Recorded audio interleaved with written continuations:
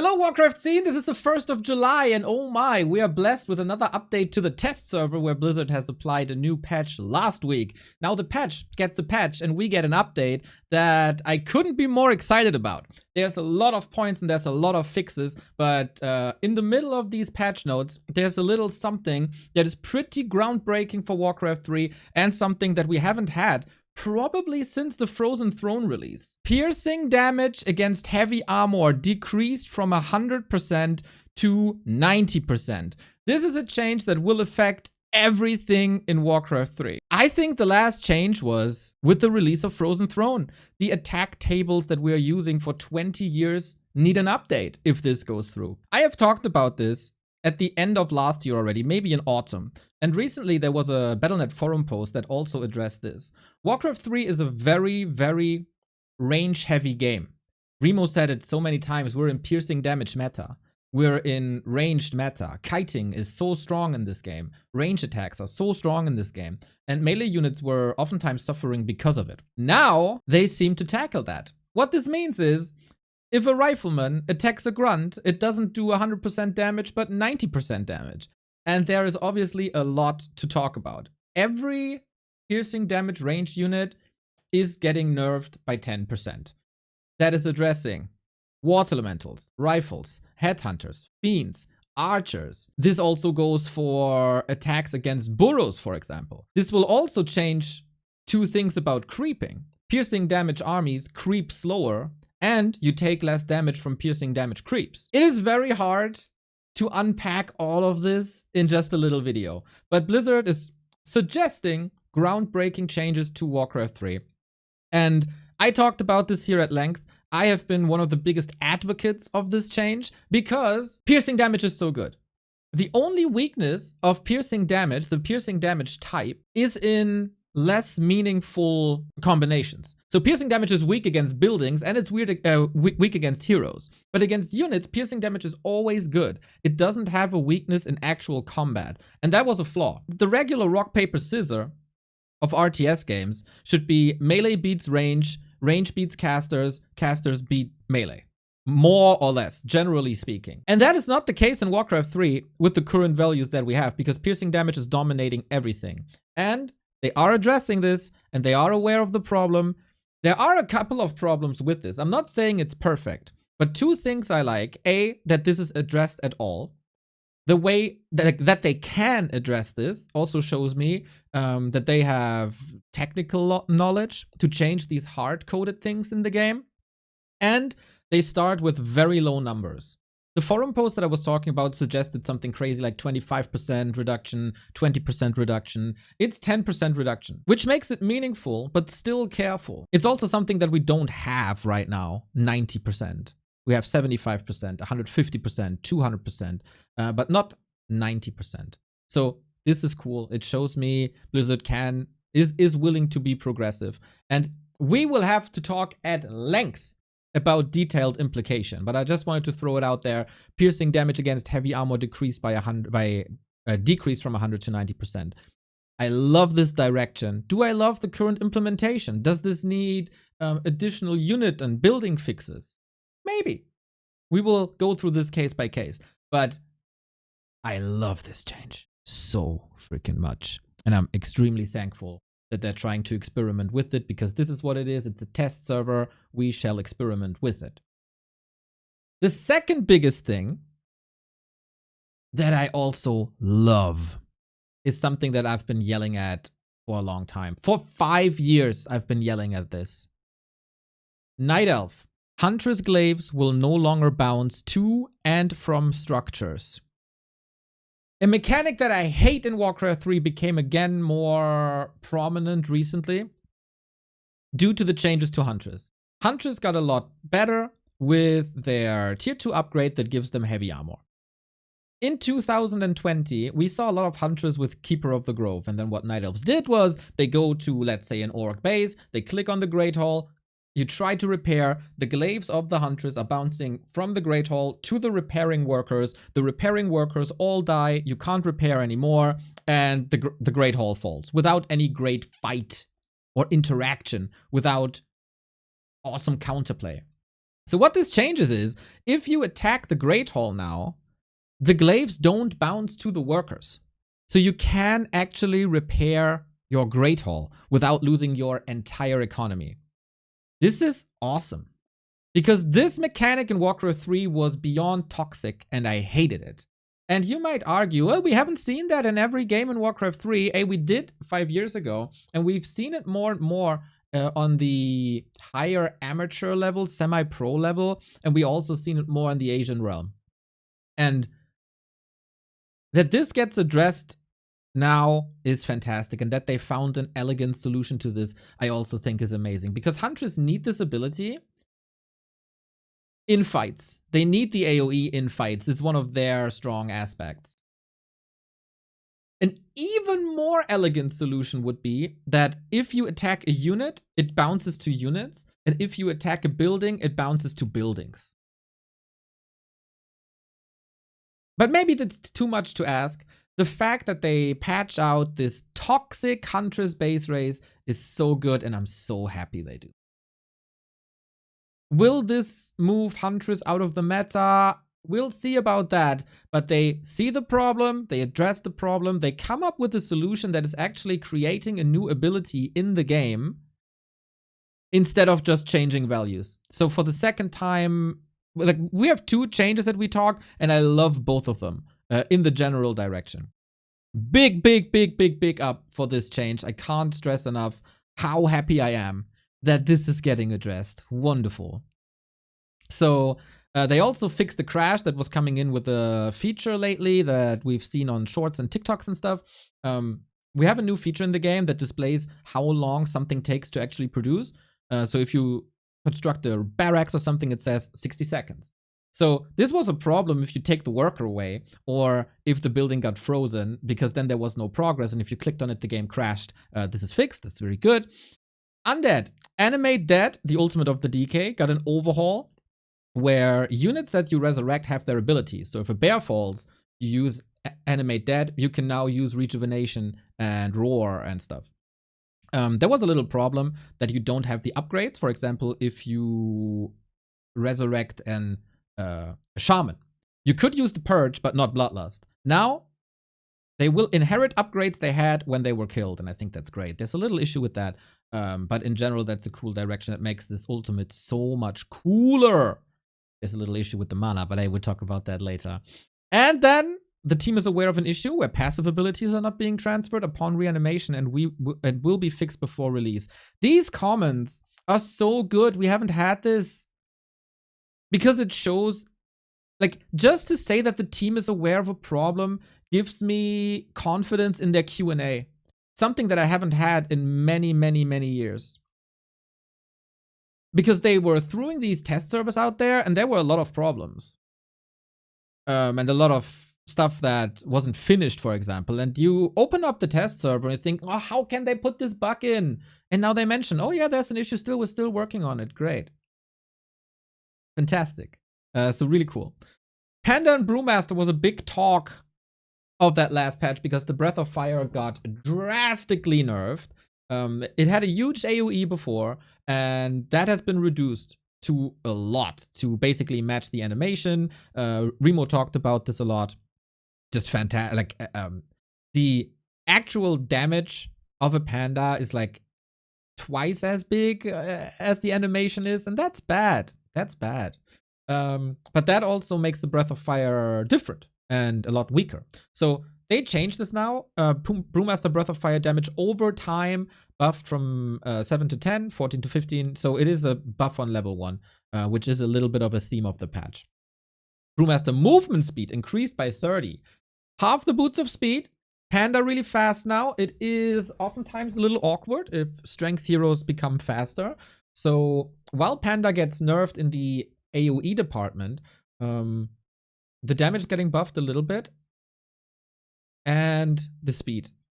So even though the AoE is lower, you can get in position better.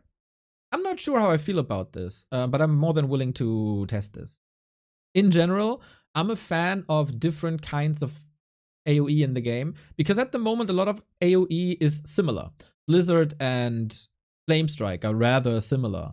Shockwave Carrion Swarm is rather similar, and also Breath of Fire went into that range. We didn't necessarily have this burst cone yet. And diversifying AoE damage is in general a solid direction, especially with the Panda as a strength hero, not a caster hero. So, nice. That is the big chunk of the in-game stuff. We'll go through it from the top and read the rest for you who are interested. Custom game lobby advertisements now properly time out 15 minutes after the most recent player has joined or left. There is an issue on Battle.net where games are just spammed. Especially on the Korean server, that is, I think. So this is probably still not elegant, but they're aware of the issue and try to counteract that. Since I'm not playing on Battle.net, I'm not really sure if that's the perfect solution or not. But yeah, it's basically, it feels like it's in the old days where you close and open slots to refresh the custom game list. So what this means is if nobody joins your game for 15 minutes, it will not appear in the custom game list anymore, is what I take away from it. The timer resets every time a player joins or leaves. Fixed an issue where some players with ClassicHD were having licensing problems. Very nice. We've seen it on the forums. If you are playing Warcraft 3 with a Reign of Chaos key, you got a window like your license isn't valid or something. So that this is fixed is nice. Fixed an issue with custom games invites. That is also nice. Visuals. Replace the main menu and campaign WebM backgrounds with MDL renders. What does that mean? It's actually something that I talked about already in the previous PTR, where it wasn't mentioned in the patch notes. Since Reforged, there is a change in the menu, we all know, compared to the old school Warcraft. So basically, since Reforged, the menu background was a video. And that gets loaded into the game every time it's playing. So it's not cached or anything. And that is heavier on machines. A lot of people have complained about low performance, especially on Mac, especially in the menu. Shout out Taker. So this also means that it's always this fixed loop that we have. What you can do now in the game on the PTR is they got the old 3D renders back. It's a lot lighter on machines. And fun fact, by the way, these old menus were always still in the game, just behind that video. So I don't know if there's now the new render menu over the old render menu, but it's cool, man. We talked about this menu a little bit. I'm gonna show it to you real quick because what you can do with that as well is, so you see, this is a good performance here. So it's the old menu back. You can go to single player, campaign, and then do this. And then you have this camera pan with the background. And that is not possible with the WebM loop, of course. But it is possible now with these render menus, and it is something that a lot of people wanted back. It's good for performance. It's just nicer in general. So big up for that. I'm pretty sure that wasn't too easy. Fixed certain VFX appearing as white squares. We've seen that on crypts, for example. There were some artifacts that didn't look too good, but that is possibly fixed. We can show that real quick in Witty's unit tester, but we'll go through the rest of the changes in a second. Tree idle animation now enabled in Reforged environment. I actually don't know what that means. Fixed a few model files that were not correctly being included. Nice. Fixed an issue where music would overlap with music from a save game. Really nice. Witty talked about this a lot. Basically, there were a lot of music tracks. If you load the game, you had 2 music tracks. If you load the game another time, there were 3 music tracks, and they were all looped over each other. Nice fix. This is the new Huntress ability that we talked about. Hotkeys work a lot better than before. Mouse buttons are bindable when in-game. Nice. Some junk was removed, basically. Just optimization. And shout out to Soul 8man here, who did a lot of quality assurance for Blizzard, and they were listening to him a lot. This is also the drag scroll is fixed. Like, a lot of stuff is fixed. We still miss the feature of, for example, you want to set your hotkeys for the inventory. You can set it to, let's say, T, but you can't set it to Control T, so there's no combinations possible. Hopefully that will happen somewhere in the future, but hotkeys, and especially for like people with a German keyboard or with a French keyboard, is a lot better. It's a lot better. So this is just hotkey optimization. The Nether Dragon Roost is finally in, so we get more and more units in there as well that were missing before. They're changing some MMR stuff for their multiplayer. MMR gains and losses are now doubled. I actually don't know if that changes too much, because when both is doubled, I mean, the scissor just divides a little bit. War 3 champions should still be very, very much superior. And then the balance stuff that we already talked about. So in my opinion, we need to test a lot now about that piercing damage, about the Panda and about the Huntress Glaives. The game goes in a wonderful direction. I absolutely love it. Critical bugs fixed. Also, stuff that was in the fixes before and didn't really work is also addressed, like orbs acquiring targets. This year, this should work better than before. I tested that yesterday. And something that's not in the patch notes, but what I feel is very noticeable when you actually play the game, is that the ClassicHD graphics look a ton better. Because I always had this issue with the Reforged Classic graphics, that it was too bright and too white. And I'm not saying that it's perfect now, but I think they're on the right track.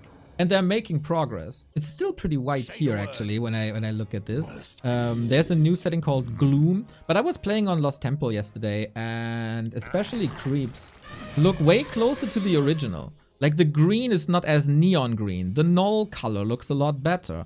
Shader and lightning, in general, go in a very good direction, even though some bright spots are still very, very bright. So I appreciate the work that goes into this, and if they trim this down a little bit more so that white is not as bright anymore, I feel like this is the graphic setting that we want to use in the future and hopefully get at some point on War 3 Champions as well. So I feel a lot of good work is going into the game, and I hope the team continues to go into a progressive direction, this legacy bug fix direction, and brings us interesting changes like they do with the attack type, with piercing damage, etc. What I see now, awesome patch. There might be a lot of balance issues, but we can fix that with value changes with another iteration. What I see first and foremost is gameplay changes, interaction changes, the game becomes healthier as a whole, and we get quality of life. And all these three things are more important to me personally than some balance issues here and there. I gotta say, a little asterisk here. When I played, I had some performance issues, especially when we were in main bases. This is something that has been in the game for a while, but hopefully the team is aware. I reported that pretty much right away. So when we open the game, just create a game, especially when I play as Orc, that was the first time I noticed this. My FPS dropped big time. See, I'm at 60. It gets better a bit, but not much. Yesterday, like, when I'm not streaming, it's at 200, so that's a lot better. But it's dropping. It's dropping big time. And this is not great. Maybe it's an old legacy bug. I don't know really what it is. The thing is, if I go out of the main base, boom, 180. You might say there's not much to display, right? But let's just move here. Then there's still a bit to display. We get some more trees, we get some more creeps. And I'm still at 170. Even if I use like effects, animations, 150, 160, that's totally fine. But when I'm in the main base, 30 FPS, 60 FPS, 80 FPS. Fix it, please. That would be nice. We don't want the FPS drops back again. I don't know if it's just on Reforged graphics, but we'll see about that. The visual improvements are awesome. You see what I mean with the creeps? Like, they look so much better. Also, the green of the orcs is getting better and better. Like, everything about that is getting better and better. But please fix the FPS. Please, please, please, please, please, please, please. Fix the FPS. That would be nice. So this is a super exciting update for the PTR. I think we will go through the ins and outs, especially of that piercing damage type in a bit, but that is a whole another topic that requires another video. So let me know, are you a fan of these progressive changes? Do you appreciate the work that's going into the game? Are you still of the opinion that they should leave this game alone, or do you want to see more? Let me know. in the comments. Your voice is heard. I think that's pretty clear on the forums, on the Reddit, in the comments, in your own videos. So keep on giving feedback, man. Keep on giving feedback. They listening. Shout out Blizzard, still and increasingly so, W patch.